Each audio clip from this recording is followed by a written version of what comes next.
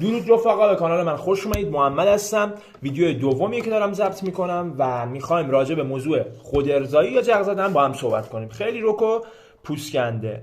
دوستان نگاه کنید، هر اتفاقی که واسه ما توی این دنیا میفته از نداشتن آگاهی میفته. وقتی تو آگاه بشی که آقا توی مسیری که داری میری، تو شب داری قدم برمیداری، تاریک چیزی پیدا نیست، توی این مسیری که داری میری میگن آقا 10 قدم دیگه یه چاله بزرگه، خب شاخک‌ها تیز میشه، دوزاریت میفته که 10 قدم دیگه باید بپرم، باید قدم بزرگتر بردارم تا نیفتم تو چاله. وقتی بدونی خودارضایی چه بلایی سر خودت، افکارت، روانت، جسمت، روحیت، بدنت، همه کل وجودت، آیندت میاره، احتمال اینکه باز بری سمتش خیلی کم. اون لحظه که میخوای خودارضایی کنی چند تا سوال از خودت بپرس. میدونم سخته، کنترل کردن خودت خیلی سخته، ولی چند تا سوال از خودت بپرس وقتی میخوای این کار رو انجام بدی. یک، با انجام دادن این کار آیا به آدم بهتری تبدیل میشی؟ آیا از اون ورژنی که قبلا داشتی به یه ورژن بهتری تبدیل میشی؟ یعنی این کار تو رو هل میده یه قدم به جلو یا میارتت عقب؟ دو، آیا این کار تو رو به هدفات نزدیک میکنه؟ آیا این کار از تو یه ورژن ایدئال میسازه؟ یه پسر خفن‌تر میسازه، یه دختر خفن‌تر از قبل میسازه، یا نه گند میزنه توی همه چیزت؟ سه، آیا با این کار مایه افتخار خانواده‌ات میشی؟ برو به پدرت بگو ممنونم پدر، تا اینجا خرج من کردی، من آوردی بالا، خرج تحصیلمو دادی، کارمو همه جوره هوامو داشتی، من با خودارضایی کردن تک تک هدفامو تیک میزنم. من با خودارضایی کردن به این هدفا نزدیک میکنه؟ اگر جوابت به همه این سوالا آره، برو خودارضایی کن. برو خودارضایی کن، برو انقدر بزن تا جونت بیاد بالا. چون اینجا میخواد خودارضایی میدونی، پس با این حرفایی که زدم میدونی آقا سودی واسه تو نداره.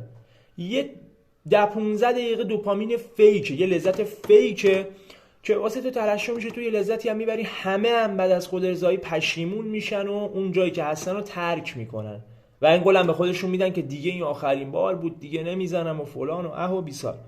ولی بدون با خودارضایی اعتماد به نفس و عزت نفس تو میاری پایین. نمیتونی با جنس مخالف حرف بزنی، اراده این که بری جلو با طرف صحبت کنی رو نداری. خب شاید تو فضای مجازی بخوای بیای چت کنی و اینا، ولی نمیتونی ارتباط بگیری، میترسی بری با جنس مخالفت ارتباط بگیری، از ازدواج کردن فرار میکنی. حالا هر دیدگاهی که داری، میخوای ازدواج کنی، ارتباط برقرار بگیری، پارتنرته، دوست دخترته، زیدته، هر کسی که هست، میترسی و دائم اینو تصور میکنی، اون لوپ به غلطو با فیلم پورن خودتو خالی میکنی. خب چه کاریه؟ کی این کارو ترجیح میده؟ یه رابطه فیزیکی خوبو با پارتنرت به جای اینکه تو بیای تصورش کنی و تو ذهنت هی پرورشش بدی با فیلم دیدن، بیا گند بزنی تو آینده. دو، قوای جسمانی تو ازت میگیری، تو دیگه قدرت قبلو نداری.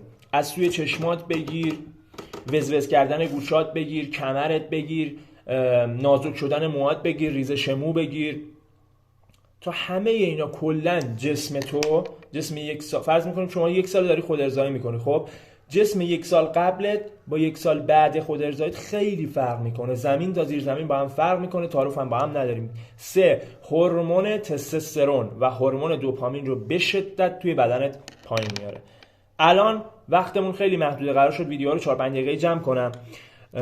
دوپامین هورمون لذته، هورمونی که شما وقتی خودارضایی میکنی، شما برای چی خودارضایی میکنی؟ دوست داری اون لحظه قبل خودارضایی یه دوپامینی ترشح میشه، یه حالی بهت میده، خودمونی یه حالی بهت میده، ولی بعدش چیه؟ پشیمونیه، افسردگیه، دپرس شدنه، منزوی شدنه. خب پس دوپامین تو به حد کافی میاره پایین، تستوسترون تو بدنت میاره پایین. تستوسترون چیه؟ هورمون مردونه است. یه مرد برای مرد بودن نیاز داره به هورمون تستوسترون که ورزشکارا هم حالا آمپول و سرمش رو تزریق میکنن، کاری به اون داستانا نداریم. تستوسترون و دوپامین بدن شما به شدت کاهش پیدا میکنه. یعنی داداش شما دیگه آدم قبلی نیستی، نمیتونی با زنا بری ارتباط بگیری، دائم توی تخیل. آدمایی که خودارضایی زیاد میکنن دائم تو تخیلشونن، یعنی اگه فیلم پورن هم جلوی اینا نذاری، این تخیل میکنه، آخ الان این اتفاقی میفته، آخ اگه این کارو بکنم، آخ الان اگه یه کیس خوب بود. میبینی قدرت تخیلت بالا میره. بعد اینه که حوصله انجام هیچ کاری رو نداری، روز به روز شکسته تر، افسرده تر، دپرستر، منزوی تر، بدنت لاغر مردنی تر، چه میدونم تمام هورمونای بدنت میاد پایین، کلا به هم میریزی، با کوچکترین سر و صدا حالت بد میشه، حوصله شلوغی رو نداری، از توی جمع رفتن بدت میاد، نمیخوای ارتباط برقرار کنی، دیدت نسبت به آینده، نسبت به اطرافیانت، حتی نسبت به اطرافیانت از بین میره. و یه چیز خیلی مردونه بهت بگم داداش، خود ارضایی کردن غیرت رو از شما میگیره، بی غیرت میشه. این تا صبح قیامت بده، همه ضرراشو بریز دور. اینکه شما بی غیرت میشی نسبت به خودت، نسبت به خانوادت، نسبت به پدر مادری که تو الان زحمت تو رو کشیدن، بزرگت کردن، خرجت کردن، تا اینجا رسوندنت، خرج دانشگاه تو دادن، حالا یا ندادن یا هر چیزی، تو بیا بگو پدر من با خود ارضایی کردن جواب کاراتو میدم. خیلی زشته این کار. چرا نتونی داداش من؟ دلیلشو توی کامنت ها من بگو. چرا نتونی بری با یه دختر ارتباط برقرار کنی، دوست دختر داشته باشی؟ تو الان باید انقدر دوست دختر داشته باشی که نتونی سرتو بخارونی.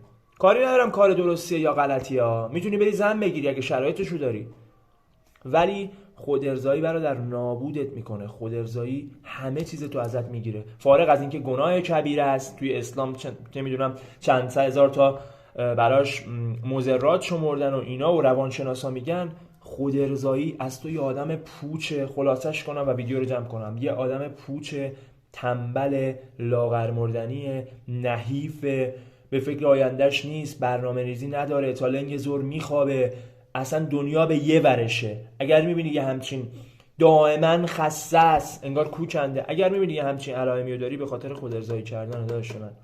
با من باش، با این کانال با هم ترک میکنیم. دوستتون دارم، شما رو به خدا بزرگ میسپارم. یا علی.